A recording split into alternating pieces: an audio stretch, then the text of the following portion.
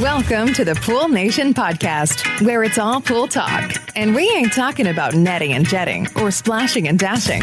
We're talking about becoming a nation of pool pros. We talk about the latest products, trends, and training in the pool industry. Now let's welcome your host, with over a decade of industry insider experience and still the reigning champion of Marco Polo, Edgar De Jesus, with his co-host, the fastest netter in the West, John Chikalis, and Zach, the Pool Boy Nicholas.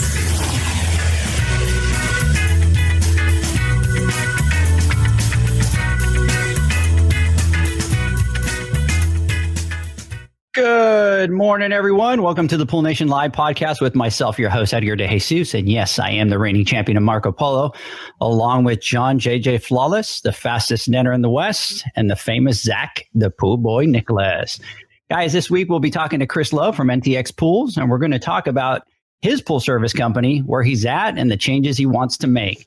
Want to welcome everyone to the live podcast, the podcast where it's all pool talk, and we ain't talking about netting and jetting and splashing and dashing. We're talking about becoming a nation of pool pros. And yes, we will talk about the latest products, trends, and training in the pool industry. Before we get started today, I want to thank our sponsors for this podcast, Ultimate Pool Tools and Pool Invoice. We want to thank them for their continued support. Zach, good morning. Hey, good morning, everybody. Happy Friday. I hope everybody's been working on their winter strategy and getting those in place, because we've been starting to see a little bit of a slowdown with the madness. So we're currently starting our winter strategy. Great to hear. John, good morning. How you doing? Good morning. I'm hanging in there. Been a crazy few days. How is the cleanup going from your previous week? We're finally all done. We're all caught up, but we just got news that on Sunday we're going to have the same amount of winds again. So it's back to the same mess. So I remember those days, John. It's just like now that's all your brain thinks about. Oh, yeah, man, it's just brutal. Yeah, Sunday and Monday is going to get really windy. We're going to get a shift of like 30 degrees. So yesterday was like 98 degrees here. And I think on Monday, our high is going to be 60. So anytime, the winds or anytime the temperature drops so low, we get a huge gust of winds. And I mean, it is what it is. I mean, it keeps us employed. So good way to look at it. Chris, good morning. How you doing? Good morning. Good morning. Thank you for having me on. This is going to be a good experience. Chris, we're excited to tell your story today.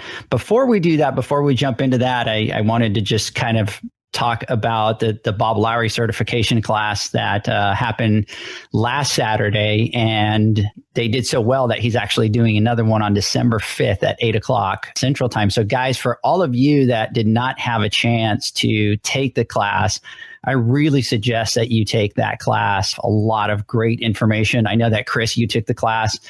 Zach, what did you think about the class? So, John had said it before that when you take that class, you're going to walk away with information and knowledge that you can immediately start implementing. And it couldn't be truer. Like, I've seen a night and day difference. It's been, 1 week, and the things that we've been able to do. We've got the spin labs going now. We've been watching our chemistry just get more stable. The guys have such a better understanding. I mean, having that target, like, it's interesting, but you can see these changes without them saying it. You can just see the changes in their mood and the way they carry themselves and the way they're having these discussions. Just night and day difference. I would encourage everyone to do it if you haven't. I even thought about taking it again, just to go through it again. Really great information. Yeah, really. Really what hit to me, Zach, was, and John was telling us the entire time, but that target water chemistry and then focusing in on those buffers and really kind of trying to create that prevention of that swing in your pools just all clicked. Guys, if you haven't taken the class, we highly suggest that you take that class. It's water chemistry, and it's exactly what John has said. As soon as you're done with that class, you're going to take that information and you're going to be able to put it into play the very next day. And it's really the only water chemistry certification. And it's a lot of information, right, Zach? I mean, he goes through everything. Then even some of the things that I like, Zach, was when he's talking about, gunite and shotcrete. That was information that I've never kind of gone, hey, I should know that. But to me, even that information is crucial, because when you're talking to a guest, if somebody ever asks you, hey, what's the difference? well, I'm not in the pool building industry. I'm more on the service side, but I've really made it a point to learn all that information when you're talking about concrete and how it cracks and why they have the lines and all that. I take all that information so that when I'm talking to customers, they see that I at least have knowledge in all those areas. So the fact that he went through everything kind of one by one, I thought was phenomenal. Yeah, absolutely. And, just a real quick example, our first checkout that we had, a customer called, wanted maintenance. After the class, the maintenance manager went out, and this customer was actually a chemist. And he was able to sit there, and she had been taking care of her own pool and talk about CYA and available chlorine and all these different things that he learned from Bob's class. And she was like, yep, let's do it. You know what you're talking about. Let's go. So awesome. It's a lot of information, but it's a lot of great information. So 2 more things I wanted to talk about really quick before we get started today. And that is, I wanted to give out a shout out to my boy, Johnny from Pool Insider. And if you go to our Instagram page, you're going to see that I posted his post, which was from a Marriott. I believe it's in Miami, guys, but it is a 5-acre water park. And they did a $300 million renovation. And Johnny does a lot of design and stuff for like really unique pools and stuff like that. So if you check out their page, you can kind of see what they're into. They're into building these just like awe kind of pools and stuff like that. And so in my early stages of Pool Nation, he was one of the first ones that reached out. And when you're kind of running a page, you kind of connect with some of the other people that run pages as well. And we all know that that's just a work within itself. So there's a couple of them like Tori from Taylor Technologies and Johnny. And I try to send them messages and, hey, how are you doing today? Right. Because it's like, I know it's a crazy job. Everybody's messaging for questions and doing all that. But I was really excited for him because he's built his business. And one of the things that they do is, video shoots and all that kind of stuff. And so he got his first one there for that resort, and it's a huge resort. And I tell you, man, look at the pumps in that video at the end. It is just absolutely crazy. And that reminds me, guys, that I believe Alan Wing told us that he was going to take us to check out the Bellagio in Vegas so we could watch the equipment room, right? Yes, he absolutely did. And I'm so ready. John, Yes. John, how'd you like me throwing that kind of in there just to kind of remind Alan that, he said that on the podcast? Good man. Yep. We got you, Alan. The other quick shout out that I wanted to do, guys, was SoCal Pool Shark. So Zach, on the post that I did from Pool Logic, and I joked around with Jared Schwab about going to watch some football on it. He reached out to me yesterday and he's like, dude, I service that pool. I'm going to be there tomorrow morning at, first thing in the morning to service that pool.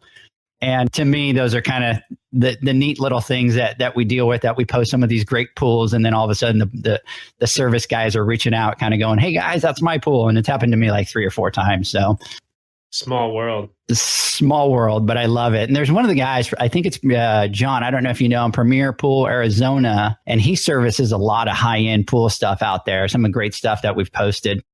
Yeah, I've heard of him. I haven't had the pleasure of meeting him. Yeah, he's working on something, which I'm sure we'll have him on the show at some point and share. He's working on something for the industry. So, all right, so let's get started, guys. Today we're talking to Chris Lowe from NTX Pools in Texas, and Chris and I connected via Instagram and eventually over the phone, and he did the Bob Lowry certification as well.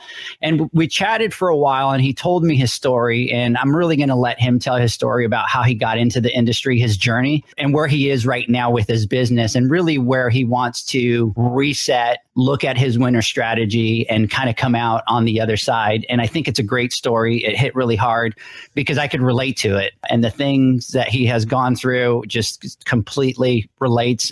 Zach, I know that you're going to listen to some of them and it's going to take you back in time. But what excites me more is I really want to see his journey, and I want to see where he ends up after he's able to, kind of regroup, look at his brand, look at his company, and kind of what the future brings for him. So Zach and John, this is a part of what we do that it really just gives me the energy to do this. And it's the gas that feeds my fire, guys. I enjoy being able to connect with guys and gals out there and just be able to help. Even if it's just telling them, you got this, you could do this. And I get that some guys will tell me, Edgar, I knew that I could do this. I really appreciate that you've been just kind of behind me telling me, dude, you got this, you could do this. 100%. This is exactly why why we are doing this podcast, the lives, the videos, the countless emails, direct messages, and phone calls. I have friends and family ask me why I spend so much time on these things. And my answer every single time is because I wish I had this when I started. It was no easy road for me when I decided to take this journey. And I wish I had some resources when I did. If we can help new and existing companies better themselves, then the perception of us as an industry will greatly improve, and in turn help all of us, including me and our company, to get more of what we deserve. Respect and a fair and comparable wage like other industries. It's pretty simple. Out here in where we're at, we struggle with pricing and value and trying to get the correct dollar amount for the work that we provide. And our rates are already twice as high, more than twice as high than everybody else out here. And I'm no fool. The reason why, everybody, you've heard the saying, right? A rising tide lifts all ships, right? So if we improve as an industry and everybody gains the knowledge and is able to charge more and at least get what they deserve, right? There's other companies like myself, where I always want to strive to be the best, and I want to be able to, raise that bar even a little bit higher so that I can charge more and give more and provide more for services, because you can only charge so much, right, before somebody looks at you and thinks you're crazy, But if you set a standard and you deliver on it, then you're able to ask for that price and you're able to get it and become more successful. So, no, yeah, it's for me. I just love talking business, pools, and about the industry. And, I think it's these conversations that we have that, someone gets that idea, that seed is planted, and it may be planted now and it may not even come to anything for like a year or two, but it's when that moment hits and that seed was planted, then it all makes sense. And we're able to grow on that. Sometimes we just need a little push. I call lots of other people just to kind of get that confirmation, like, hey, am I thinking the right way or headed in the right direction? And sometimes all it takes is that yes or no to help me make the best decision. So, and I'm personally learning from all of this. So I take a lot of things back from these conversations that we have to the pool boys that I'm able to utilize. So that's what makes it motivating for me. It's a great platform. And there's still even a lot of guys that I learned from, even now, having conversations, and we'll share a little bit later. But Chris and I were joking around yesterday and kind of talking, and he brought a term that in all these years I've never heard of. And Chris, I'm going to let you talk about that a little bit later, but I thought it was great. So it's related, guys. John Zach to the $75 pool guy, but he dropped one yesterday that he probably thought I was crazy because I think I laughed about it for like 10 minutes. So it's a great one, but we're going to have to use it. So. Guys, let's get started today. Let's talk to Chris and get his story. So Chris, tell us your story. Tell us about yourself, how you got started in the pool industry and kind of your journey. Well, so I've been in business for about 5 years now. I've been in the industry for almost 15 years. Started as a pool cleaner and moved my way through the different tasks, different jobs, different positions, a service tech, fixing equipment, and managing, different crews and things. And so in about, the first 2 years of having my company, I went from 0 to about 120, 130 accounts, moving pretty quick, moving fast. We were doing a lot of service work for what I call like one-time clients, people that we're not servicing weekly.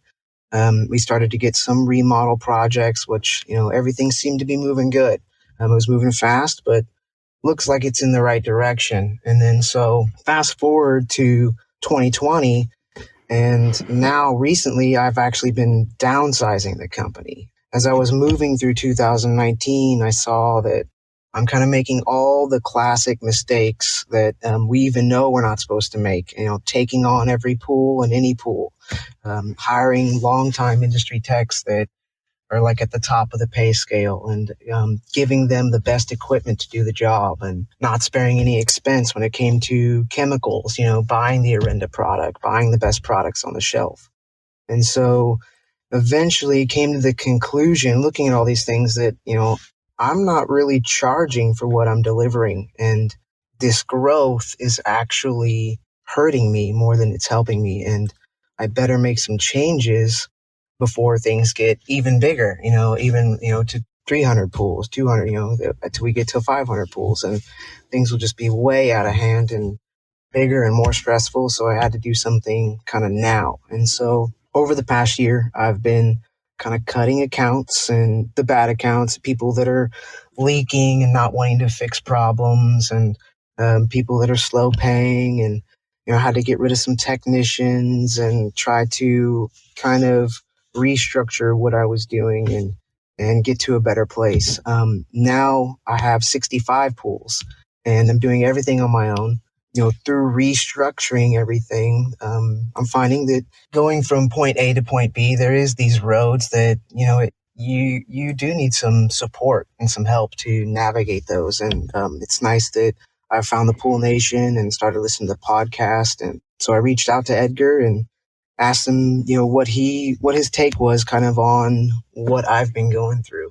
One of the things that's bothering me probably the most lately is there's been some companies that have popped up with the same or similar name as mine, and I've been getting some bad reviews from their clients.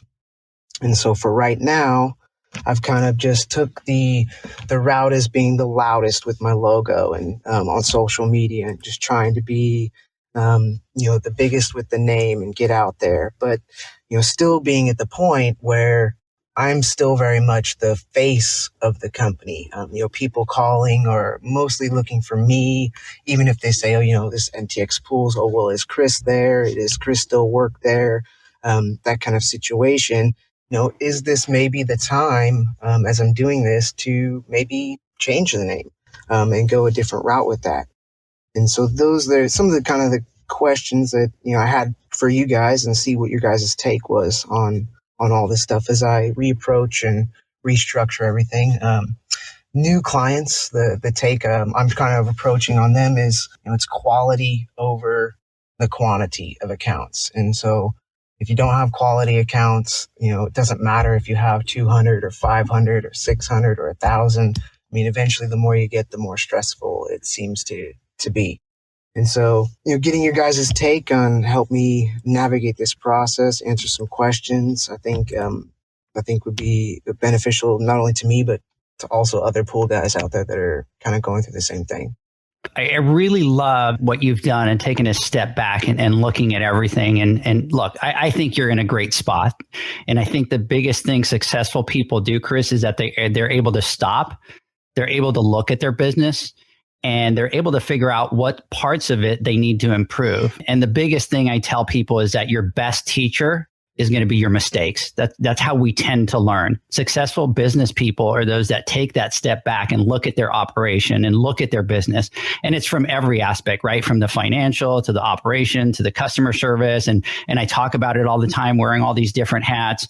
But you have to take that step back to ensure that you have the best processes in place and to ensure that you're successful. And what I see is that you're taking that step back and realizing that not all growth is good growth, and that you're taking that step back and looking at your business. You almost have to have an out-of-body experience. You got to step out of your body. You have to look at everything and kind of come back in. And I think when I think of people that are successful and that are driven and that have the ability to do that, even within our industry, we talk about Zach, and Zach always is looking at every angle from the business standpoint. And you look at John, and John's doing the same thing, and he's kind of always fine tuning those things. So I think you're in a great spot. And I honestly think that you can take some of these things and put them into play, and you will be successful because you have the ability to take that step back and look at your business right now and kind of go, hey, not all growth is good growth.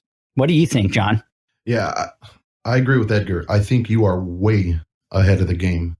Some of our most valuable lessons derive from learning what not to do, right? It's not so much as, figuring out, hey, okay, this is what you're supposed to do, this is what you're supposed to do, what you're supposed to do. When you're able to see and experience, what not to do, that's where you truly learn, or at least, for the majority, myself, that's how it kind of works for me. Even if you're told or taught not to do something, most won't learn until they experience it. And for you to have experienced it, right, to survive it, and to have the attitude that you have is pure gold, So I think you're on the right track, and hopefully we can answer some questions for you, and we can keep you going that way. Zach, what about you? Does this remind you of any stages of your business? Yeah, absolutely. And I do have to say, like, it's hard a lot of times as you're moving forward and you are experiencing this growth, whether it's good or bad, it's hard to let go of that. What you're doing right now, I've been through it. It's scary, but it's a very brave move. And I think you'll be, thrilled with what you're able to get out of this. Everything that you've talked about, we've been through. It can seem like when we talk about something, it's like, oh yeah, you just got to do this or you just got to do that and everything will be magical. But like how this happened for us is that we went through that. Like, I guess what I'm trying to say is that, sitting here and saying some of this advice, it seems like maybe it's just natural, but it's not natural. Like we've went through these experiences. We've had those same questions and we've made those same changes. So I think you're on the right path. I think it's a very brave move and you're headed in the right direction. So, Chris, let's get into this for you and let's break it down. So, Zach, John, and I are going to let Chris really kind of ask the questions that he has about where he is and let him get different views on his setup. So I'm going to ask the first question. This was one of the things that Chris was talking about. And it's really, I think, the first thing that he's got on his list, which is, looking at his branding and changing his name. And guys, I did go online. I researched his competition and I researched him. And it's almost like pretty much like a copycat. The competitor's website is NTX Pools. His is NTX Pools. And I think the competitor just kind of changed like the X on it. They're in different counties. Unfortunately, the guy from Dallas can, use that name. But Chris is kind of looking at it going, should I look at my branding and should I make that change? John, what are your thoughts on that?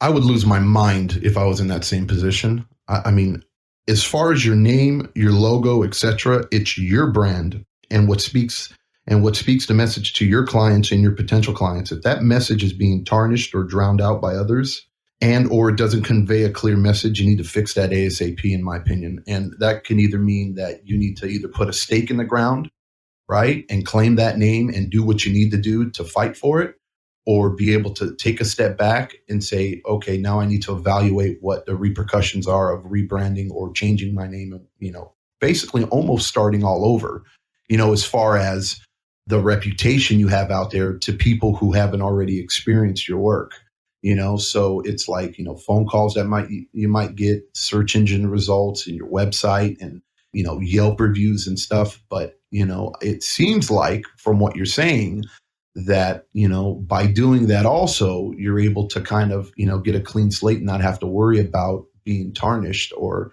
worrying about some other guys or gals' work affecting your bottom line or affecting your company and your reputation. But whatever it is, something needs to happen ASAP, in my opinion. What about you, Zach? I know that you have a great name, which is the Pool Boys. So what are your thoughts on it? Yeah, so I have a little bit different perspective on it. I'm kind of the mind of like, you shouldn't let others out there dictate a name change or anything like that. Now, every situation is different. But I feel like if you want to be NTX Pools, then, like John said, put your stake in the ground and keep doing what you're doing. But I think that no matter what name you pick, you're going to run into the same issue unless it's super unique, like your own name. Like if I were Zach Nicholas Pools, it's hard to have anything cross over with that. But look at us, the Pool Boys. There's so many variations of our name out there. And there's, so many things that we compete with, not necessarily just in the pool industry, but we decided we want to be the Pool Boys, so we stuck with it. And just to give you some examples of what we've gone through, there's a movie called The Pool Boys. It's like some cheesy comedy. I've never seen it, but we compete with that. Yeah, you can imagine the branding on that one. I'm watching that tonight. That's movie night with the wife tonight. Oh, trust me. Yeah. So, I mean, for the longest time, that's something that we compete with when it comes to Google searches and things like that. And we've stuck with it. And, it's never been an issue. And we get a lot of calls for other companies saying we didn't show up or the repair we did was wrong, or asking for people that aren't even a part of our company, because there are a lot of companies in our area that have that variation of our name. And there's even a truck, from what I've heard, I've never seen it, that's wrapped and says the Pool Boy, and it's a very similar design to our wraps. Here's a really big one. I was wrongfully sued for a botched remodel job in a county that's 3 or 4 hours away because someone sold the job and was using the name Pool Boy, very similar to ours. And I somehow got linked to them, and I had to pay an attorney, and I had to go through all this stuff to resolve it. And it was very clear it wasn't us. And the craziest thing about that whole situation is that the company didn't exist. So, we talk about names that are conflicting. Like, it can happen to where someone goes a scam artist and makes a completely fake name, and you get sued 4 hours away for it, because I've been through that.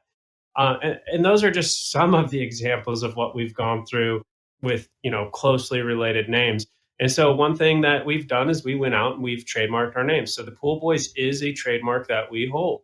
So I know exactly what you're thinking about and why you're thinking it. And my opinion on it is, do what you feel is right. If it's something deep down where you, Chris, are thinking, you know what, NTX, I don't know, maybe I want to do my branding a little different, then fine. But if you're like, I'm NTX Pools and that's me, then I say stick with it.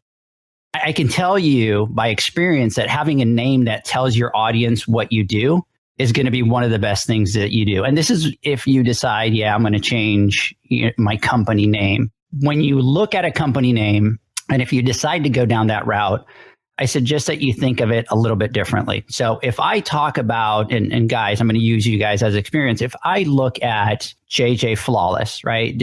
John is John Chikalis. I thought his last name was Flawless. His company name and his brand is Flawless. And that just makes perfect sense. You want a flawless pool. And that's the message that John drives all the time, is that JJ Flawless. It's that flawless pools. So there's automatically kind of almost like that name recognition that I'm going to remember all the time. And if I was a customer, I would be able to remember really easy, flawless pools. Yeah, because my pool is always flawless.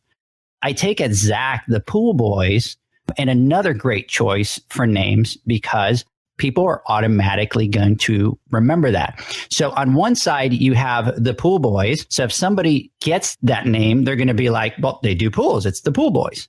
On the other hand, if you get a name like JJ Flawless Pools, there's still that name recognition because of the flawless aspect into doing the pools. So what we tend to do when we're getting into business is we tend to kind of look at other companies out there and kind of think, okay, let's talk about an Apple or Nike or Google, right? They're recognized all over the world, but they have a different business strategy than we do. Because what they do, Chris, is they throw millions of dollars out there just for a brand recognition. And their marketing dollars are millions of dollars. And that's something that we can't do because we're a very niche company. You're looking for only people that have pools, those pool owners. So you can't do something like Nike or Apple or any of that kind of brand recognition because your audience is not everybody. Your audience is very niche and it's limited. So it's really important that if you do go down that route, I would suggest for you to really kind of think of what name is going to be unique that I could do two things. One, that my customer is going to remember, right? Like the Pool Boys or something like that. Or if I go with something like flawless, like John JJ Flawless Pools, your pool is always going to be flawless. That's your branding. That's your message. Same thing. And a perfect example. I used to have a company name and my company name was Aqua Bright and I spelled the bright different. And then I looked at it and there was so many different Aqua Brights and I just didn't even give that thought when I was getting into the business. Now we're talking about Pool Nation. And if you look at how the name of that, people are automatically going to go, okay, it has something to do with pools because it's Pool Nation. So, we're in a niche industry. If you decide that you go, hey, I'm going to change my name because whatever, maybe you talk to an attorney and the attorney says, look, man, based on what we have, there's nothing you could do. They're going to be able to do their thing. You can do your own thing. Unfortunately, you're going to have to deal with it. If you decide to make that change, then think about that in choosing a new name, that it's something that you want to tie into your brand and your image, and you want to make it very easy for those customers to remember. So, after nailing down the name, after, do make the decision on the name, what would be the first thing you look at next after that? I do have a message that I've typically attached, with the company name, the logo, which is quality, care, and repair. And so, like you just spoke to a little bit about the message and things, but what's the next move? After I kind of navigate through this and figure out that name thing. I would say if you decide to go down a different road and you have that brand and you have that name, is really what message is your company going to deliver? I think that the next thing that you need to look at is, what do you want to be known for? So now you have a brand. Now you have to establish your identity. So you have John's Flawless Pools, JJ Flawless Pools, but he delivers a message within that. And I'm going to let him talk about that. But the next thing that you need to figure out is, what is the message? What is the image of your company going to be? So I could give you a different example. Houston Regal Pools, they're a pool builder. And what they do is they build pools just like everybody else, but they really want to be known for their drive for warranty. So they do a 3-year bumper to bumper on their builds. And it doesn't matter if it's a paver. It doesn't matter if it's a light that goes out. It doesn't matter if it's a jet. It's a 3-year bumper to bumper. And customers can rest assured that within 3 years, all they have to do is call the warranty department. It's done, no questions asked. In your case, it's going to be a little bit different because you're on the service side, but you want to create that message and that image of your company. John, maybe you can tell him a little bit about, JJ Flawless and what messages that you deliver to your customers so that you're known. Yeah, I'll get into that. And I kind of want to tag on to saying, look, if quality, it seems like that's the route you want to go. If quality is what you're after, and I agree 100%, by the way, then your image is absolutely crucial. You need to look the part, you need to play the part, and most importantly, you need to deliver. The first is easy. We associate quality with how things look and how they're presented, right? So you need to focus on your truck, your logo, your uniform, your website, how you answer your phone. It's a dedicated line, all those little things as far as like professionalism. They need to stand out over your competition. Second is playing the part. So to play the part, you need to have confidence in yourself, right? In your company. When you speak to your customers and you're offering your services, if you're not confident, they will understand that and they will see that. It's like sharks with blood in the water. If you're not able to deliver that message or of what you're trying to portray your company as, people won't take you seriously. So confidence is absolute key. And then third, deliver on those promises, right? At the end of the day, step 1 and 2 doesn't really matter if you can't deliver. Get educated. You got to keep getting educated. You need to be relentless and you got to strive for perfection. You can fake it till you make it for so long, right? But as you're growing, right, and as you're portraying this image, if you're not constantly learning or constantly educating yourself and being the best at what you do, people will figure it out and it'll eventually all come crashing down. And I'm not saying that, let's say if you don't choose to go quality, the pool industry, it's a big pie, right? And, everybody can get their piece. It's not about me against him or her against her or her against me. There's plenty of business out there for everybody. But what you have to do is you have to decide which route you want to take. And you can't do a little bit of both, in my opinion. You can't go for the quantity. You can't go for the volume, the lower, the cheaper accounts or the less expensive accounts like you talked about, and then try to do quality also. It's either one or the other. You need to be committed. You gotta all in or all out. As far as us, that's what we chose to do. And it's not so much, we looked at the business and, out here in the Valley, I think per capita, we're right up there as more pools per capita than anywhere else in the country. And everywhere you went, it's kind of like when you buy a car, right? You buy a car and a new car that you've never had before. And then all of a sudden you see your car everywhere. Well, the minute I thought about becoming a pool guy and starting a business, I saw literally thousands of pool dudes, and girls everywhere with poles, right? And it was just bonkers. And I didn't realize that until after I made the decision. I went, fully into it. And I'm like, oh my God, right? Look at all these. And then what am I going to do? And I kept looking. And every time I drove and I did different things, I go, okay, well, why would I want to call him? He doesn't even have a name on his truck. You know what I mean? Or look at the way his truck is, what I personally hire that person. And, we don't like to say that people, stereotype and stuff, but it's the truth. It does. It's human nature. People do that, right? And we talk about quality. They look at things and they judge. So we made the decision that, hey, look, what I need to do is I need to be able to send a message immediately to every one of my potential clients when they look at a list of companies to choose from, when they make a decision who to hire, because when you first start out, you don't have the reputation in the game. You don't have the street cred, right? You don't have the clients that are praising your name or talking to their neighbor. You don't have a podcast. You don't have, Instagram. You don't have all these things that you're doing or friends in the industry. You don't have Yelp reviews and Google reviews. So you need to be able to look at something and go, okay, look, what do I need to do, right, to send a message? So we chose J&J Flawless Pools because it sends a message that if anybody's looking at the pool, right, or anybody's looking to hire somebody, they're going to say, hey, look, all right, I got this pool service, this person, Flawless Pools. Well, that's cocky. This guy's a little cocky. You know what I mean? He must be great at what he does, or, they must be expensive, or they must give a lot of value or whatever. So that's why we chose that name for our company. The J&J goes for my beautiful wife out there, Mama Flawless. I know you're out there listening.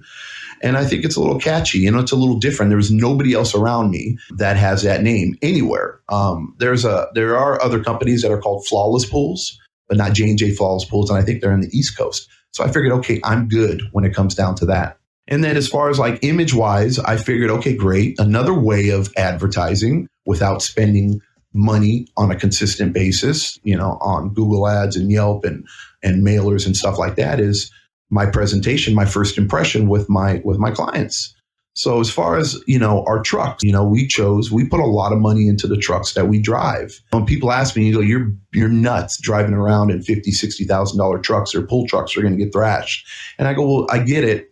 The message I'm trying to portray isn't that we're the best at what we do. You know what I mean? I get it. And it's not, I'm a very conscious guy when it comes down to where I spend my money, what I do. I like to think I don't make silly decisions. And, something like investing in my truck, in a wrap, in the way it looks, in our uniforms, everything is the same all the time, has paid dividends for us because when we pull up to a customer's house, it absolutely sets the tone for what I'm about to deliver, when we're having a conversation with them when it comes down to my prices and my charges. Because like I said before, we charge a lot more, but we deliver a lot more and we deserve a lot more because we know a lot more. That's kind of the reason why we chose what we chose. And if you go quality, you need to go all in, brother. If that's what it is, that's the message you need to deliver. And then you need to back it up. What about you, Zach? Yeah, so everything John just said is 100% on point. And what I love about it is a lot of those are super inexpensive things that you could do right away to immediately just set the difference between yourself and the other companies out there. So your question was, what would be the first thing to look at after the name? And I have a little bit like of a different path I'm going to go on here about kind of thinking about rebranding. And what I think is that, the first question you should ask is, what are you trying to get out of your business? Are you trying to be a huge company with lots of personnel? Or are you trying to make an okay living for now? And are you banking on the sale of your business someday? Or are you trying to be small and super profitable with less headaches? There's so many variations that you want to have an idea of what you're trying to do. Because if you're trying to be a huge company, what I would do is create a brand that is independent of you and that is detached from you personally. Because I personally feel that a big company becomes a monster of its own, and you want it to get to the point where it performs and grows without you. But on the flip side, if you're trying to stay super small and be super profitable, I would build a brand that is you. And to give you an example of that, I would have Zach Nicholas Pools. We'd be a premium pool service, hands-on by me, premium rate. And to be clear, there's so much more to consider than just those things. But that's just an example of some of the ways that I would think about it and when you're coming up with that plan. Let's take a word from our sponsors. And Chris, when we come back, I'm just going to kind of let you keep going and kind of hitting with those questions. The Hyper Pole from Ultimate Pool Tools is a pool care pole designed by pool professionals for pool professionals, featuring precision crafted carbon fiber and stainless steel construction. Go to ultimatepooltools.com or Instagram at Ultimate Pool Tools. Introducing Pool Invoice. Pool Invoice is pool billing software that was created specifically for the pool service and repair industry. It was developed for our industry and only our industry. Pool Invoice was built with recurring billing in mind.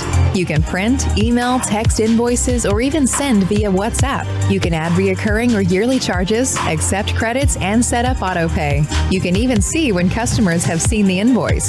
It even has a customer portal where they can log in and see, print, and pay invoices. It has all of your customers' information on one page, so you don't need to search through hundreds of invoices looking for the one you need. Just go to the customer's profile, and it's all at your fingertips. It's currently in beta phase, so anyone can use it for free.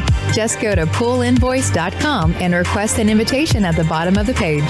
Pool Invoice was made for you. Okay, guys, welcome back to the Pool Nation podcast. And today we're talking to Chris Lowe. We're kind of talking about his journey, where he's at, his growth, and how he's kind of taken a step back and kind of regrouping on his business and wanting to grow his business. So, Chris, I'm just going to let you take the floor and hit on to the next question. So I'll ask, I think John was touching on this a little bit.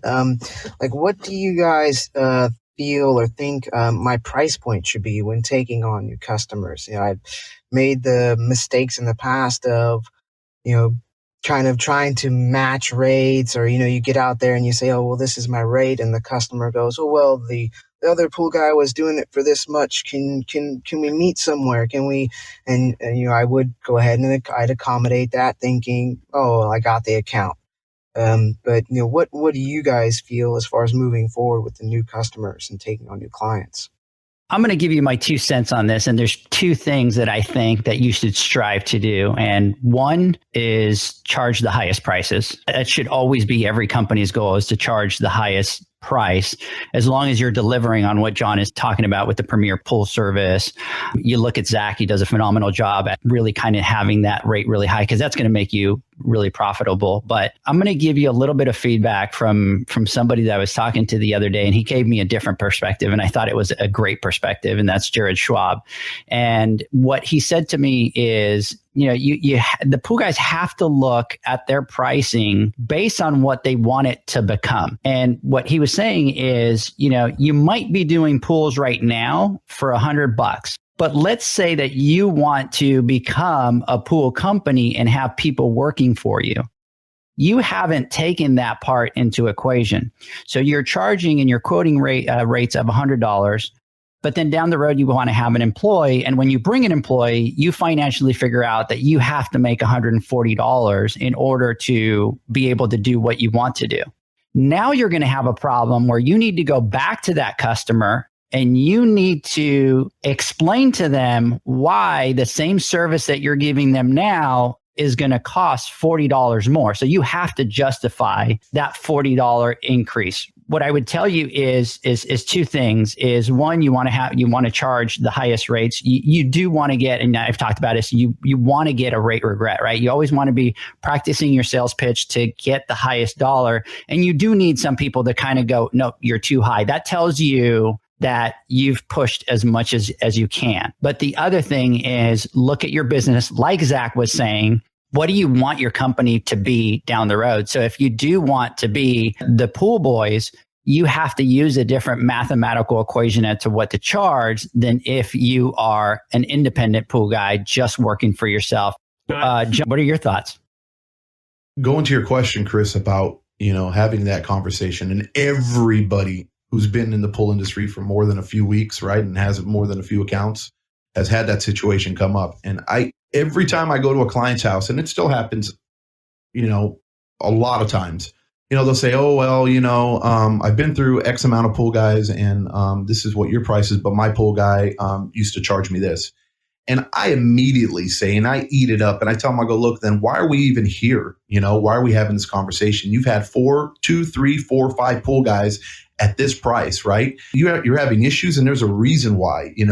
We're here to offer you a better service or better value, and this is why. So if you're considering, if you think we're just like anybody else, and we're going to charge what they charge, there's a reason why they're charging that, because it comes with a certain amount of service, and you're obviously not happy with that. In order to get more for your money, you need to pay more. You know what I mean? You have to pay more. So clients get that when you break it down to them and go, look, my famous line is when we talk, I go, we're not the cheapest pool service company out there, but we are one of the best, if not the best in the Valley. And we stand behind it. But if you're going to go that route, again, and I want to emphasize, you need to be able to back it up. When they tell you, hey, okay, well, what's different? You better have an answer and you better be able to show them, and it starts with the image. It starts again with what you use, your knowledge, your confidence, all that comes into play. I agree with Edgar 100%. You need to future proof your pricing. You need to take into consideration what the pool would cost you having a quality tech. Right now, you're on your own again, and you've experienced that with having a tech. And I know you said you hired the best, but they obviously probably weren't the best, right? You know what I mean? Exactly. You might have thought they were, right? But they weren't the best. They have the 10-year plus experience, and you think that, okay, well, man, I don't have to do a whole lot of training here, but you find out real quickly, especially after doing something like that Bob Lowry class, there's a lot of guys out there that are still faking it. No, you're right. You nailed it. They're still faking it, right? And you have to take that into consideration. The quality tech, service it for you and the price accordingly. And I emphasize quality because paying a guy or gal minimum wage to service your pool is a train wreck you can see a mile away, right? Mm-hmm. It's real simple. Quality work deserves quality wages. Or else turnover and customer disappoints will destroy what you're trying to build. Don't be afraid to ask for what you're worth, but don't ever ask for what you don't deserve. You know what I mean? My message, and I want to be clear, do not rip off your customers. That is not the message here. You know what I mean? You do not want to say, hey, I'm going to go there and I'm going to charge you $500. I'm going to start asking for $500 just because I can get it. Do not do that. You're gonna if it's your company and you're trying to build a message and a reputation, that will backfire on you, and people will see right through that, and it will absolutely destroy you. People equate price with quality, and if you're honest about it, and more important, you deliver on that quality, people will be happy to pay. And I'll say it 1,000 times again. My average rate out here is $100 a month for twice a week. And we have 124-degree summers. If you break that down, there's multiple 5-week months. That's average of 9 visits a month. At $100, that's $11 a visit. How these companies make it happen, I have no idea. So when I go, and when I'm saying it, 97% of companies out here are probably 99%, because I think I know only a few guys that go once a week now, because I've sat and I've spoke with them over the years, and they've changed their business model, but no one else does once a week. So when I go there and I tell somebody, okay, look, this guy came twice a week for $100, and I'm going to charge you $175 to come once a week. It's a sticker shock. And it was a hard pill to swallow, and it was tough for me at first, but until I gained that confidence and I was able to back up the services we offered, it's easy. It really is. People are willing to pay for something because, time is money, and they have to go through pool guys and pool girls and pool guys and pool girls. It's just a mess. And people, especially now with the whole COVID thing, people appreciate and respect their pools a lot more, and they understand how important it is. And they want it to be pristine, and they want it to be perfect, and they want their families to enjoy it. So being able to pay just a little bit more to have that being taken care of and not have to worry about his prices for them, and they will definitely buy it. Zach, what's your feedback? It's honestly, you guys nailed that one. I don't have anything to add to that. Couldn't have been said more perfectly. Hope that helps a little bit, Chris. I know we're giving you a lot of information, but I think the goal is really to kind of give you the different aspects and things of it, and it allows you to kind of pick what direction you're going to go from there. Yeah, it's like this is kind of like what we were talking about, like setting your, you got to try and set yourself apart a little bit. And it's hard, like at least in Texas and here, anybody and everybody can learn for a few months, go get a DBA for $20 and, get a little bit of money and get some supplies, and they start an account. And like that's what we were talking about. I call those the one polars. I think you said you called those a $75 pool guy. Right, John? I love that term. He threw that out at me yesterday, the one polars. I'm like, I'd never heard that before. Oh, you never heard of one polar? No, look, man, I was a one polar. You know what I mean? Yeah, we all start there. Ain't nothing wrong with that. We all start there, but you just don't want to stay there. No, Exactly. But to be honest, and I'll be honest with you, it's lucrative if you do it right. Yeah, there's a lot of those guys that, they're not about the quality, they're not about the service. They're worried about keeping a 6-pack in the fridge at the end of the week and making 10 grand more than they were making working for somebody. But look, Chris, there's a place in the industry for all of that, right? The pie is big enough, and that's why it's critical, it's critical just to make the choice and see what path you want to go down. We need those pool guys in the industry, and God bless their hearts, because there's so many customers that I don't want. It's when I talk to clients or when I speak to them, I tell them, look, I'm not just out here looking at your pool. We're of value. I will not take on a pool without meeting you or talking to you, right? Without looking at your pool. And the majority of the time that I'm spending there, you're asking me questions. I have no problems. I'll talk. I'm looking. I'm seeing things with that. But I'm evaluating you as a client. And are you going to fit in our world, right? And that's what coming down to that quality over quantity thing, right? And be able to pick and choose the clients you want, because the less headaches. You know what I mean? The happier life, right? You know what I mean? So, if those pools that are the rundown pools that people don't care what they look like, you know what I mean? And there's always a job for a pool business that wants to take on those accounts and focus on quantity. Like I said, bless their hearts, please do it. Do what you need to do. You know what I mean? There is no way they're doing what you're going to be doing at your price, at the price that they're charging. So that's not your market. Yep. Yeah.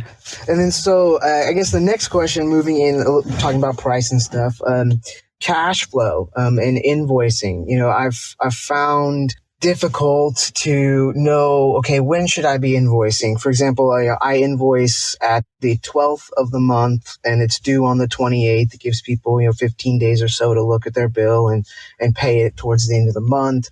Gives me those first couple of 12 days that if I replace a Polaris bag, it gets attached to that particular invoice that's going out. But anything after the 12th, like say I use a Polaris bag, or if I have a guy, he puts in a basket, that's going to sit on that person's ticket until the next invoice. And so managing this flow to where you're not having a 2-week, 3-week spot to where there's no money coming in, and you've got all this money out there on parts and Polaris bags and, backup valves and O-rings, and you're just waiting sometimes 30 to 45 days before that comes around. So knowing when to invoice, where to invoice, that kind of stuff. I think Zach does a great job. Zach, I'm going to let you jump in on this one, because I know that you have this set up to solve some of those problems. When you're doing it all yourself, this is a little bit difficult to handle. But if you can get on this path, it will help a ton. So we invoice repairs when they are completed. And we also collect a 60% deposit on any work over $400 before we even schedule the job. So if we drop off a basket at a customer, that's going to get invoiced when we do that. And we let them know that, hey, you need to replace your basket. We can drop it off on the next visit. And then we go ahead and invoice it when we drop it off and we close it out. That is one way to help your cash flow. And always collect a deposit. It's tough. People will say, oh, well, I don't really know you or your company. And the same thing, I don't really know you and your history of paying your contractors. So that's kind of the way I look at that. As for monthly billing, we have it automated with card on file, and we bill in advance. So when we get a customer and they call us for service and they're ready to start, we bill them and then we perform service. And going full circle, that's because we have the good reputation and we have the quality uniforms and the nice wraps and we're branded. And, you can see how this all kind of comes together. And then another thing that we do with our monthly billing is we break it up. So our goal is ultimately to have 4 billing cycles, and we currently have 2. We bill the 1st and we bill the 15th. And what, for example, take like your first 100 pools and bill them on the 1st or the 5th. Your next 100 pools, you bill them on the 15th to the 20th, and eventually we'll have something where we bill, the 1st, the 8th, the 15th, and the 22nd, or something like that. But those are some good ways to increase cash flow, because if we had the model that you're operating on with how big we are now, and the kind of repairs we have going on constantly and things like that, I don't know that we would be able to make it, because we do rely on that cash flow. I think those are key things right there, is being able to hit that cash flow. And I think you do a good job, having the 2 different dates. It just really allows that cash flow, especially as you start to grow, Chris, and you start to grow again. Then it just guarantees that money is going to be there on those days, and you don't ever have to stress out about that cash flow. So, looking at, at one point I had, I would say 2.5 techs. I had a guy that was part-time. So I spend a lot of time, while I'm working, thinking about everything, planning everything, thinking about what's the best way to configure, what's the best amount of pools to necessarily give a guy, how's the best way to work this, especially when something pops up. Let's say someone's sick and now you have a route that you have to cover. So, a lot of the guys out here in where I'm at will do 50 to 60 pools a week. Depending on how big they are and everything. And I've seen that, let's say you got a guy that's down and now you've got 12 pools. Well, if everybody has 12 pools and now you have 12 more that need to be covered, that gets to be almost impossible. And you are going to eventually be behind schedule, because at that small size, I don't have the floater, the guy that's being able to pick all that stuff up. And do I, as the essentially the repair guy, do I decide to, I'm not going to install that heater today and work on that pump today and meet with that remodel so that I can go cover these 12 pools? So how many pools to give a tech, a balanced workload for each day, and what you guys think about that? Zach, how many pools do your guys do? Yeah, so here in our market, it's a little bit different than most, but right now we found that 9 to 11 pools a day is the sweet spot for a tech to be able to do a good job and get out in an 8-ish hour day. And when you start adding people, you really have to watch that over time, because when we're one pullers, it's no big deal for us to put in that extra time and be out there till 8 o'clock, making sure we're getting all our pools done. So as you're transitioning and someone calls in sick, you'll have to cover those pools. As you get bigger, you'll start to have people in place to cover. And it's never easy or convenient to be down a person. I haven't really found a perfect science to handling this. For us now, if someone calls in, the pools will actually be broken up over the techs that are actually here. So they might have to pick up, a couple extra pools on their route. If for some reason we can't do that, we do have a swing tech who can run the route. And if that person can't do it, we have our maintenance manager that came up cleaning pools and knows how to clean pools that can do it. After that, there's me. And if I can't get it done, then those pools don't get cleaned. So, but right now in the position you're in, you're just going to have to go out and cover them. I don't really have a good solution to that for now. I'll tell you what I used to do. So when I started doing pools, I started with 50, and I kind of figured out, okay, if I want to hire my first guy, this is how many pools I have to pick up. And so the way that I started was I had my Thursdays where I would do, 26, 28 pools on that day. And that was my slam day. And then once I picked up those pools, I knew, okay, now I can hire a guy, and I'm not going to be making any money yet, but then I can add pools to his route. The challenge becomes that as you're growing, that's a roadblock that you're going to hit. At the end, basically what I did was really kind of drove around checking on the pools for the guys. I'd check on the routes. I would, do the repairs. I would do certain things. And then unfortunately, when the guys would call in, then whatever I had to stop, because I had to get out and I had to do pools. But you'll just have to be ready until you get to a position where you charge enough money to be able to have that floater or have that extra person that if somebody calls in, they could do that. You're starting to kind of go into one of my other questions was, when is a good time to hire? Like right now I have 65 swimming pools, and trying to manage all those pools with all the service work and hiring that person and then starting to build a route again myself. At what point do you say, okay, we don't have a full route, but we need to go ahead and hire someone? So for me, that was, I did 50 pools and I figured out, hey, if I do an extra 30 pools, I can bring somebody on that will at least, kind of cover their wage. And then the goal will be to add more pools. If I'm going to bring somebody, I have to pick up X amount of pools at this amount. And then once I hit the sweet spot, I can hire somebody. And so that's kind of how I did it. And I would do the same thing until I got to the time where it was, 4 of us and I was able to bring on more guys. But through that whole process, it was the same thing. I would basically have to go out, do some extra pools so that obviously financially I can afford to hire somebody and then bring them on. What about you, Zach? How do you guys do it? There's not an exact science on it, but the thing that you have to consider are being able to afford it. And then, in my opinion, do it before you're completely overwhelmed. And then what happens is you tend to rush the hiring and training process. So like Edgar is saying, like, have that plan. Start putting those pieces in place. I'm going to get to X amount of pools and hire, and I'm on my way there. So I'm going to start putting these training procedures in place. And this could just be a bullet list of this is how I'm going to follow this format and get it done and help streamline that. But again, that's a tough question. Maybe I know John's dealt with a lot of employees through the years. Maybe he has some insight on that, John. Yeah. So, when to hire, like everybody says, that's the $1 million question. And it's probably the scariest decision or toughest decision for a one-person show. I struggle with this question myself. And I think the last thing you want to do is hire before you're ready, right? And that's pretty simple. And I think that's the hesitation everybody gets. It's the downfall for many businesses. Many base the decision on hiring on how many accounts they have. We have taken a different approach. Before we add a technician, we figured that we have to maximize the route we currently have.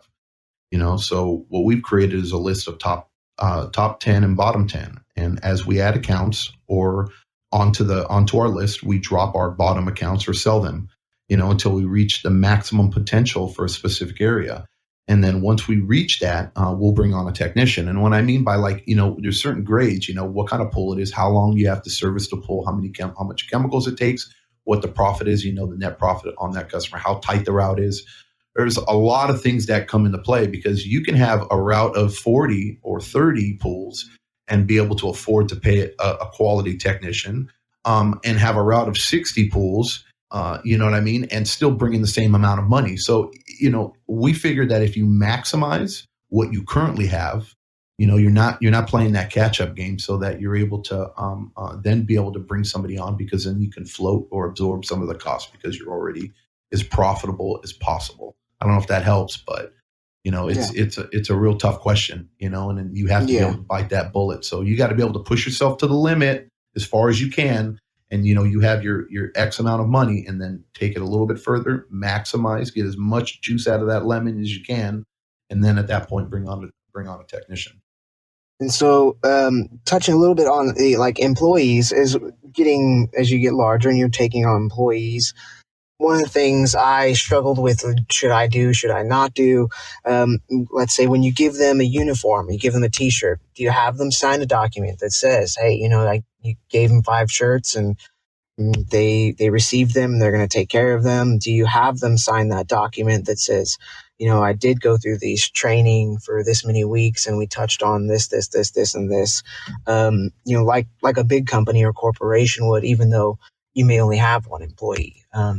Do you still start that from the beginning and keep it going, until you get bigger? Or, when do we start implementing those types of things? We have uniforms that we provide, and we currently don't have them sign anything. However, we're going to be doing some sort of, company provided uniforms and the expectations and have them sign off on that. But, one way I look at it is going through shirts and uniforms and things like that. That's just a cost of doing business. Yeah. There is a point where it becomes like a negligence issue, and you can kind of handle those situations one off.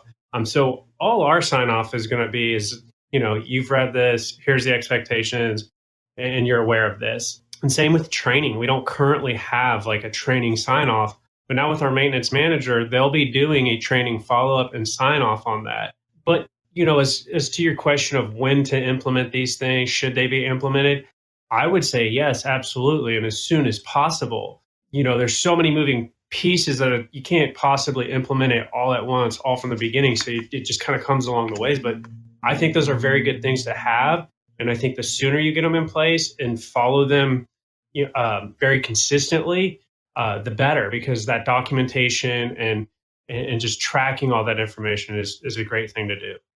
I'm going to agree with you, Zach, because the way that I did is I would give, my guys 5 shirts. Now, I only provided shirts for the guys, but I made them wear black Dickies. But it's kind of a cost of business because you're dealing with chemicals. And so I could give a guy a brand new shirt and he goes out and something happens and now it's all bleached. And to me, appearance was huge. So anytime that they got glue on their shirts or any of that kind of stuff, I would replace them. And I even went to the extent that what I did is I would have my red shirts for them to do for service. And then an example, one of my guys got to the point where he was doing a lot of the repairs. And so what I did is I went out and I bought him a black Dickie button-up shirt, long sleeve shirt that he could wear when he was doing repairs. And then what he would do is obviously wear that black one, put it over his shirt. If that one gets, trashed or whatever, that's fine. As soon as he's done with the repair, he can take it off. And that would allow the appearance to, kind of always be on point. But it really was just kind of a cost of doing business.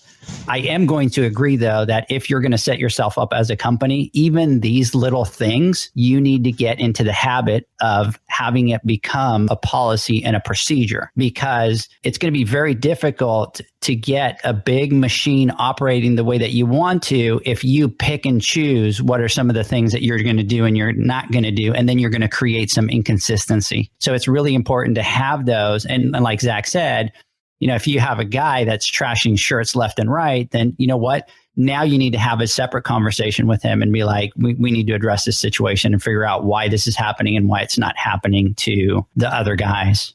John, do you have any thoughts on this? Yeah, real quick. I don't get the whole bleach thing. I mean, that happens. But I'm a guy who thinks buy nice or buy twice, right?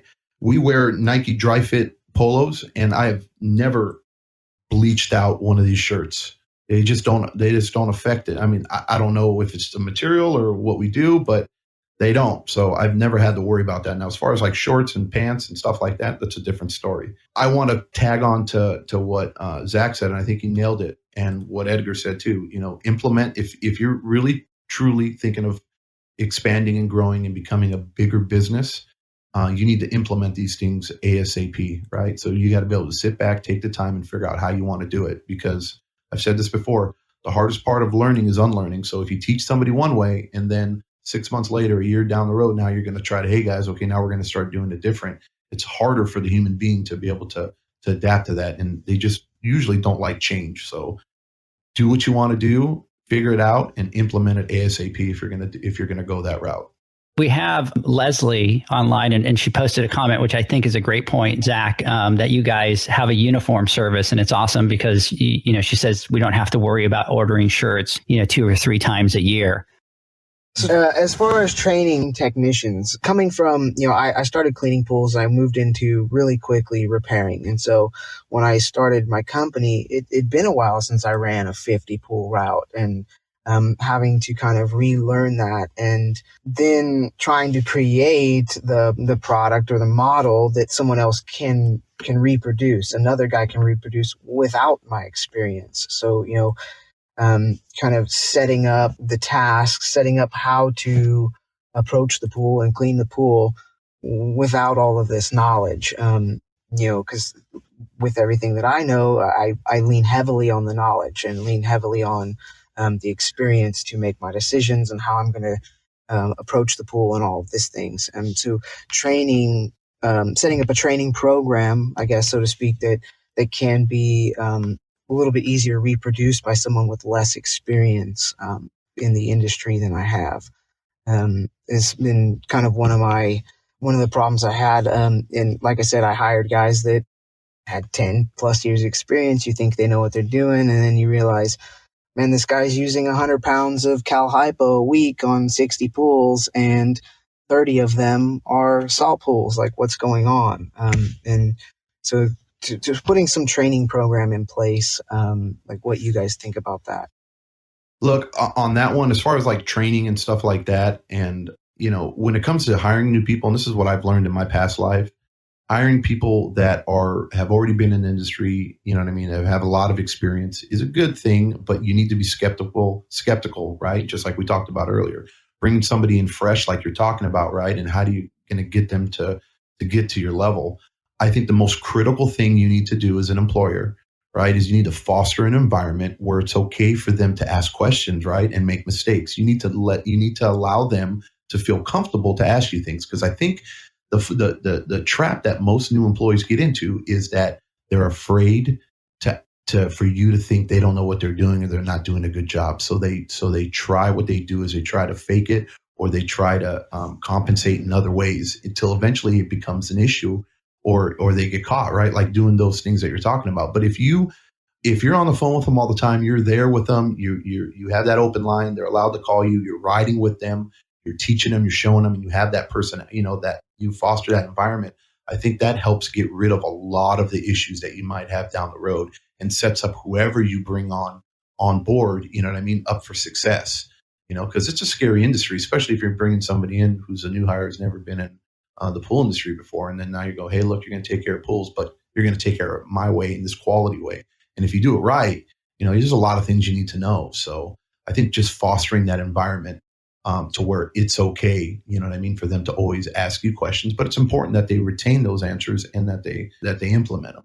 Yeah, and I think John really nailed that. Like you said, foster that environment. I feel like with the pool boys, we've created a culture where there is no stupid question and we don't all know it all. And my guys see that I don't know everything. I just sat through a training with them on Saturday going, oh, okay, yeah. And they see me doing that. So I'm not perfect. As far as, training them the actual method of cleaning a pool, just create a standard. Just write it all out. Like I said, create an outline and then find a method that you think is going to work and teach them how to follow these steps and standardize that so that they can follow it and succeed. But other than that, I think John really hit it. For me, I did things a little bit different when it came to training. And that was that, I had the guys ride with me for a certain amount of time. And normally it was about 3 months before I even let them, kind of hit the ground running by themselves. And then it allowed me to really kind of hit them every day with what we were going to learn today. But what I did is I just did a quick outline. And I would go, okay, on the water chemistry, these are the things that I need to make sure that he learns. But I think it's very important that you put an outline together of the things that you need to make sure that they learn. And this is going to be crucial for them, being out there, because when you get out there doing pools, you know how it is. You just kind of get there. This pool has algae. So you start focusing on that, or you start focusing on cleaning this filter. But if you don't put the emphasis and the focus on the training, then they're never going to get that true training that you want them to get. We touched on a little bit about signing new clients up moving forward. As far as transitioning the old clients to the new processes, and even, I guess, a two-part question, the new prices, raising prices on existing clients. Raising the prices, is that something you want to do slowly over a few increases? Or do we just need to have a sit-down talk and, hey, this is what it's got to be now, and this is what I got to do, and this is what I need to continue to provide that service? We did a podcast on this and we talked about it. So as far as like price increases, so Chris, you can always go back and you check that one out, and maybe that'll help answer a little more questions when it comes down to that. But as far as current clients, it's a little different. I don't buy routes, so I really don't have. I'm not going to say I don't have that issue. What we do is every other year we increase prices. And we usually increase prices around 5%. And that's just based off chemicals, that's based off cost, inflation, stuff like that go into it. If there were some customers that we had before that when we first started, because everybody who first starts was kind of like, okay, I need to get pools before we switched our mentality of how we're going to do it. Mm-hmm. Where that's where I have my list. I have my, my top 5 and my bottom 5, and or my top 10 and my bottom 10, and then I have that list. And before I get rid of accounts, I have to ask myself another question, and I say, hey, look, okay, so maybe if I have this account at $150 and it's not profitable or it doesn't fit my business model, is there a dollar amount that they can pay where this pool now will move out of that bottom list? And if that pool does, if let's say it is like an extra $50 a month, and then, okay, then it makes sense to do it. Then before I drop the account, I will send a letter out to the client, to the customer, and explain to them what's going on and why we need to do what we need to do. And if we lose them, we lose them. And if they stay with us, great. And then we get to keep them. And then we move them up higher on the list. But before I do that, usually we'll sell it or whatever. But that's kind of how I approach it, and then just the annual increases are just or the every other year increases is what we just do naturally, and it's fine from there. Our prices are good enough where we can absorb some of these little increases that we get, year over year. Does that make sense? Yeah. I've had clients now for some of them almost 5 years, and they've never seen a price increase. For sure. Well, they should expect it. Ask them. I'm sure a lot of them work themselves, right? Right. And then I'm sure a lot of them every year, what do they look forward to every single year from the supervisor? Exactly. So you're no different, and you shouldn't be treated any differently. Mm-hmm. If you had them for 5 years and you weren't doing a good job, you wouldn't be there. So you're obviously doing something right. And if you're doing something right, you deserve to be able to pay or at least, because the truth is right now, you're not, what you're charging them now is a lot less than what you were charging them 5 years ago, just from inflation, right? And all the different things that go up. So it's not really that $150 or $100 or $200 or whatever you're charging is not the same dollar amount anymore. You've actually taken a pay cut every year. And that's how you need to portray it. And you need to be respectful about it and say, hey, look, you feel confident. This is what it is. Now, don't be crazy with your price increases unless the pool deserves it. You know what I mean? But you need to be able to say it and be proud, but be consistent. And then train the customers so they understand it and they respect it and they know it's coming. And I don't think it'll be an issue. Yeah, a lot of the increases are, $15 to maybe $25 a month that kind of people need to be getting increased and to be able to cover all of what I'm providing, because I don't charge a lot extra for phosphate removers and things like that. Well, then, look, $15, what is that? Less than $4 a week. And if you're not worth more than $4 a visit, you know what I mean? You got to grip the mirror and say, hey, what am I doing different? What do I need to do different? Because if I'm not worth an extra $4 a visit. Yeah, the other thing is it could be a sticker shock for some of your clients, especially because you haven't done a price increase in 5 years. And I truly believe, like John is saying, that at least every 2 years, you have to get your customers used to you giving them a price increase so that they're used to it. But, if you haven't given them a price increase in 5 years and all of a sudden you come up and you're like, hey, it's going to cost you $25 more, you probably are going to get some price resistance. So what I would do is exactly what John is saying, have your top 5 and your bottom 5.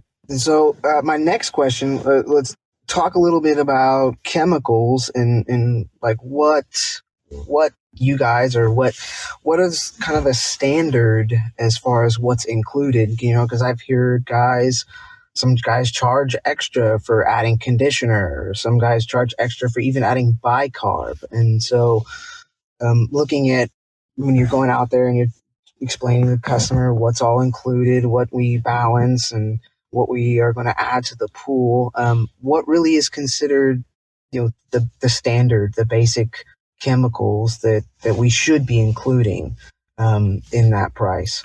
Zach, maybe you can explain your setup, because your setup is a little bit different, and then we'll kind of hit John and see what John does. Yeah, so we include pretty much everything. We're $225 a month, so we actually have had a price increase this year, even since the first live we did talking about our $219.99 a month. So we're $225 a month. It includes pretty much everything. We just kind of draw a line of, if we're having to use a bunch of chemicals for something that isn't our fault, then we'll handle that situation individually, and we'll discuss additional charges for chems. Like right now, we currently have a pool that has a leak and has an autofill. And so it's like every week we go, our chems are pretty much depleted. And we've been letting that slide for a few weeks, and now we're at a point where it's like, okay, we need to address this individual situation. But for the most part, we include everything. What do you do, John? So we include liquid chlorine, we include acid, we include bicarb, soda ash, all kind of those standard, calcium if we need to add to the pool.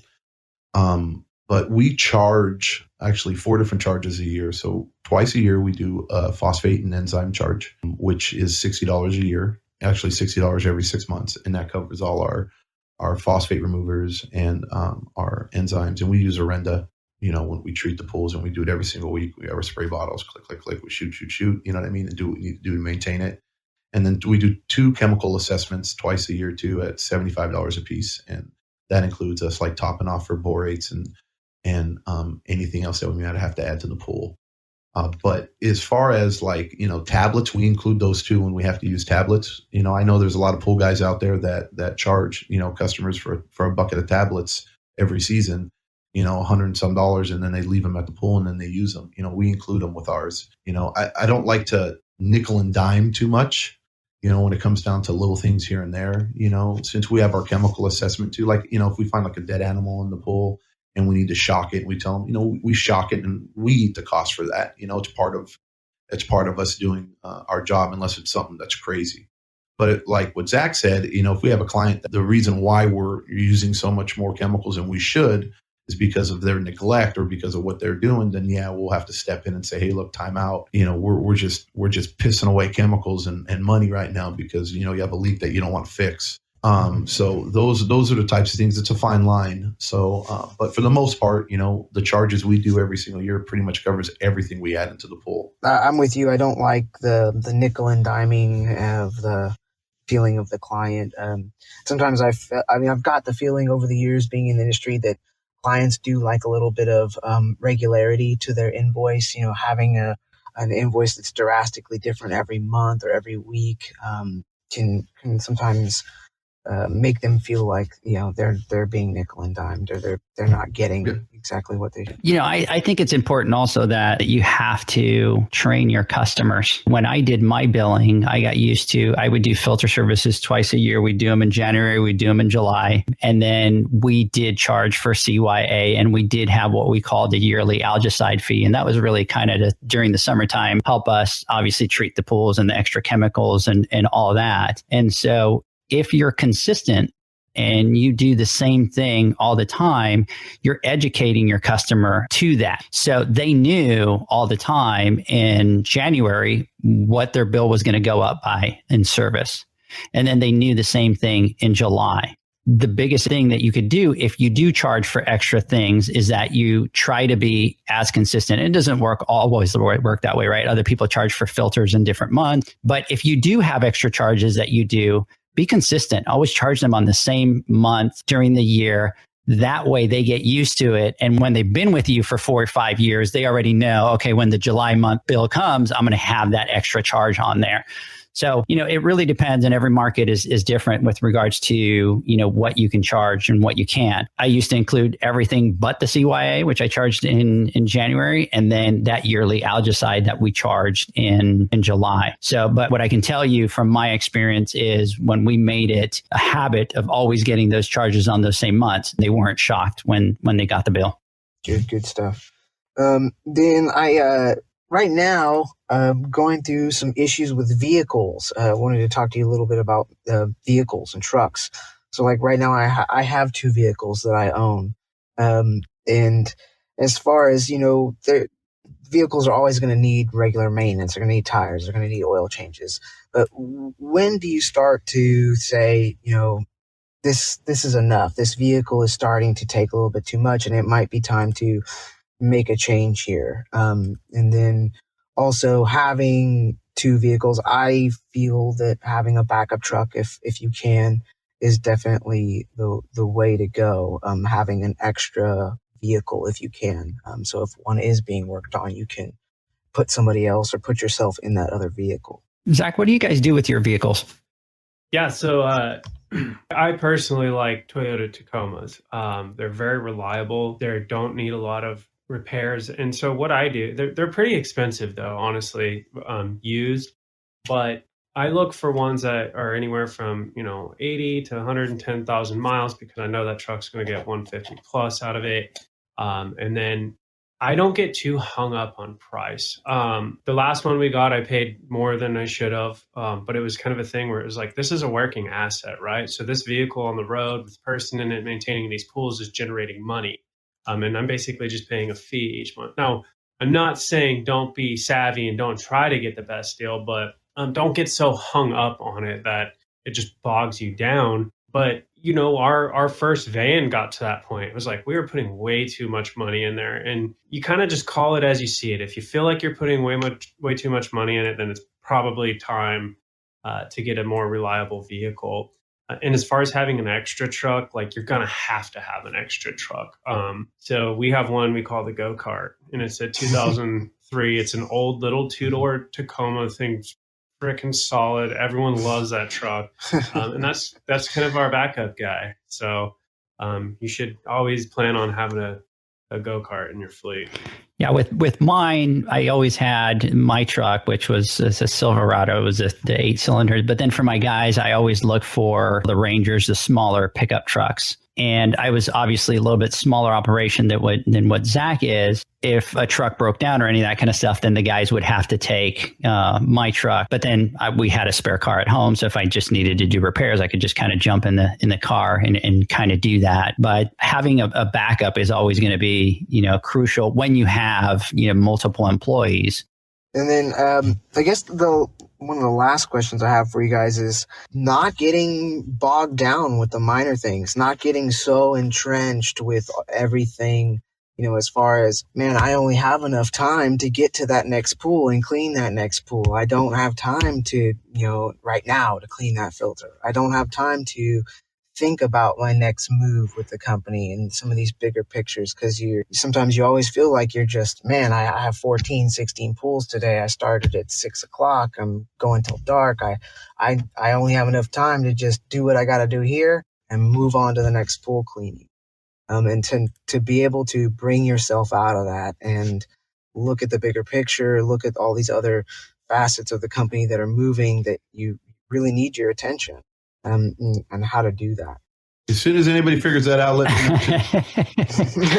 I think one of the biggest mistake that business people do is that they're not constantly taking a step back and looking at what some of those issues are. And I think in our industry, we get so busy with doing pools that we think that our business is doing pools. And our business is not doing pools. Our business is running businesses. Cleaning a pool is a task of your business. And so the challenge that you're going to have is, unless you sit back and figure out what those things are that are taking time or that keep coming up, and you don't put something in place to fix those, you're going to constantly be going through that cycle. So if you do go out today and clean 16 pools, but yet you still are behind filters, and you've got 15 filters that are dirty and you don't get to them, and then those give you a headache of algae breakouts or cloudy water or whatever, unless you take a step back and go, okay, what is causing me to have this issue, and go address that issue and put a plan, that vicious cycle is never going to stop. It's just going to keep, coming. And so this is why I think it's really important that you take a step back, and even like the little things that we were talking about, the uniform, put a policy, put a procedure, know how you're going to resolve that issue.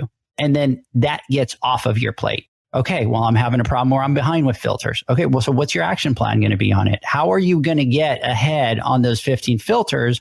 Or are you just going to keep going, well, I got these 15 and now I got to go clean these pools, but I'm tired and I don't want to do that. You have to realize two things. If you're going to grow as a company, and Zach could probably talk better about this, if you're going to grow a company, the only way that you're going to be successful is when you put procedures in place and you make sure that all those things are done to make your operation run a lot smoother. What you have to realize is that cleaning pools is only a task of your business when you start to grow and be a big business. Zach, what do you think on that? So the solution, guys, is bangs and coffee. But seriously, like, it's going to take sacrifices of extra time. I will say what I have heard: try to create blocks of time and try to stick to them. So create those blocks of time where you're going to do filter cleans from 5 to 7 p.m. and you have to get them done. But the honest reality of that is that I have never been good at that. So for me, I don't know if this is the right way or the wrong way, but it's just been keep working. It's one thing to look at the Pool Boys, where we're at now, our brand, our image, But what you don't see is the many, many weeks that I have worked 85 plus hours a week. There have been many months that I haven't had a single day off. I mean, Justin too, everyone, we all work hard. And in the beginning, that's what it takes. You just have to keep driving and driving and driving. And now I average 60 plus hours a week being at work or doing something work related. And that's normal to me. Like that's like a walk in the park now. For a lot of people, 60 hours is hard to even imagine. So, that's where I go back to, what's your plan? Is it big? Is it small? Is it mid-size? Where are you headed? Because then you can kind of formulate what needs to be done. But for me, it's been put your head down and keep pushing forward. Yeah, and I think to be successful, and I think that's one of the things that a lot of people don't talk about, right, John? Is we go, like last night I was talking to John, and I called John late at night, and here was John talking to a customer on the phone, doing a startup, and it was late at night. But I think one of the things that people like to talk about is, your success, and you've made it there and you've done that. But what they don't see is all the hours that you put in behind the scene, all the hours that you put in doing all the work. And a perfect example is like today. You took some time off, Chris, to just be able to be on this podcast and listen and get some information. And after you're done, you're going to get back out there, you're going to do pools, and now you have to go do pools, on Saturday again. So this type of business, it's not, I open from 8 to 5 and at 5 o'clock we close the doors, we're done. That's not the type of business that we're in. It's one of those that it's based on the workload that needs to be done, and that's going to dictate a lot of the time. But I will tell you the same thing is just try to put as many processes in place. And as you have employees, train them on those processes so that they know what those processes are. And then hopefully that takes some of that off your plate. Let's take a quick word from our sponsors, Zach, John. When we come back, I want to get your final thoughts. The sound of you continually pitching pool care poles into the trash.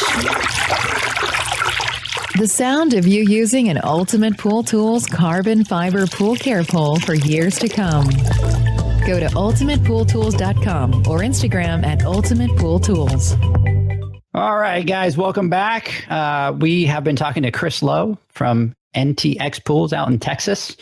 Shared his journey, a lot of questions.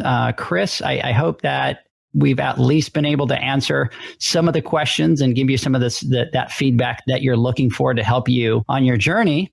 John, give me some final thoughts. To be honest, my final thoughts are exactly what Chris just said. I'm going through my whole day right now, what I have to get done. I'm thinking about, I got like 18 different things I need to get done today. And I feel for you, brother. It's one of those, it's a blessing though. And you got to kind of look at it like all these things and these questions and you trying to do this and wanting to know better. And you're in a position where you're that busy. I think sometimes we got to sit back and be thankful, right? And go, hey, look, I'm lucky that my family and myself and my company, that we're in a position to where I have to worry about, how am I going to find the time to do all this work that I've been blessed with? Or there's other people out there that aren't quite as successful or don't have that opportunity or aren't in that same position. So it's okay to just kind of sit back and just take a deep breath and, and look at it and go, look, you're in a good position and busy is good. And I think you're definitely on the right track, in rebuilding what you've done. A lot of people would have just given up, they would have said, oh, this isn't for me, or it didn't work. And they would have taken their losses and then moved on and done other things. But I commend you for staying strong and sticking into it, and going on this journey again, but with a lot more wisdom, and foresight, so that you can avoid the pitfalls you've done before. Because you go, oh, I've been down this road before. I'm not going to turn here anymore. I know what I'm going to do, or I know I can call this person, or I can get information here, and I know how it's going to be. And I think you're going to be extremely successful however you choose to go or move as far as which way your business is going to, what type of business you're going to have. So thanks for being on the podcast. I really appreciate it. I mean, this is the stuff that I absolutely live for. Sorry if I talked a lot this podcast, but I get real passionate about these kind of things, because I eat, live, and sleep this stuff all day. I think, John, you bring such a fresh perspective to it that you're always dropping incredible knowledge that I think a lot of guys out there can take. So we really appreciate that. Zach, thoughts?